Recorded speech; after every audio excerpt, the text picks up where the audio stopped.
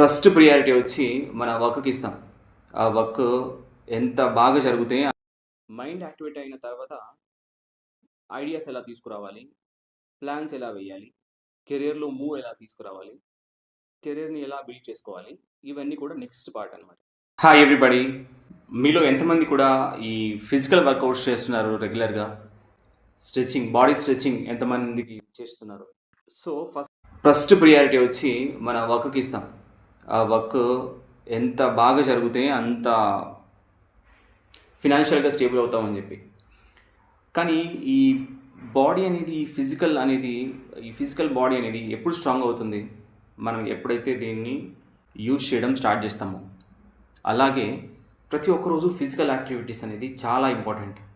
కిడ్స్‌కి నేర్పిస్తారు physical activities స్కూల్స్‌లలో. So ఈ ఫిజికల్ యాక్టివిటీస్ ప్రతి ఒక్కరికి ఉండగలిగితే ఫస్ట్ బాడీ అనేది ఒక కంట్రోల్ పొజిషన్‌లోకి ఒక స్ట్రెంగ్తెన్ అవుతుందనమాట. స్ట్రెంగ్తెన్ అయిన తర్వాత మళ్ళీ తర్వాత మైండ్ యాక్టివేట్ అవుతుంది. మైండ్ యాక్టివేట్ అయిన తర్వాత ఐడియాస్ ఎలా తీసుకురావాలి, ప్లాన్స్ ఎలా వేయాలి, కెరియర్‌లో మూవ్ ఎలా తీసుకురావాలి, కెరియర్‌ని ఎలా బిల్డ్ చేసుకోవాలి, ఇవన్నీ కూడా నెక్స్ట్ పార్ట్ అనమాట. సో కాబట్టి ఫిజికల్ యాక్టివిటీకి ఒక 30-45 మినిట్స్ టైం అనేది కేటాయించాలి.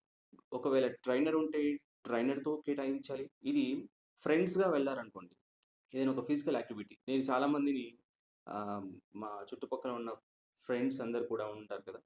వాళ్ళు జిమ్‌కెళ్దామా? జిమ్‌కెళ్ళి ఏదో నేర్చుకుందాము అని అంటే ఒకరు మిస్ అయ్యారనుకోండి, ఇంకొకరు ఆ క్లాస్‌కి నేను కూడా ఎందుకెళ్ళాలని మిస్ అవుతారు. సో అది ఇండివిడ్యువల్ చాయిస్. ఏదైనా ఒక ఫిజికల్ యాక్టివిటీ, ఒక బాడీని మనం స్ట్రెంథెన్‌గా చేసుకోవాలి. ఇవన్నీ అంటే ఏంటంటే, ఒక బాడీ స్ట్రెంథెన్ చేసుకుంటేనే మైండ్ స్ట్రెంథెన్ అవుతుందనమాట. ఫిజికల్‌గా చాలా స్ట్రాంగ్‌గా పక్కన వాళ్ళకి కనిపించిన మైండ్ చాలా వీక్‌గా ఉంటుంది.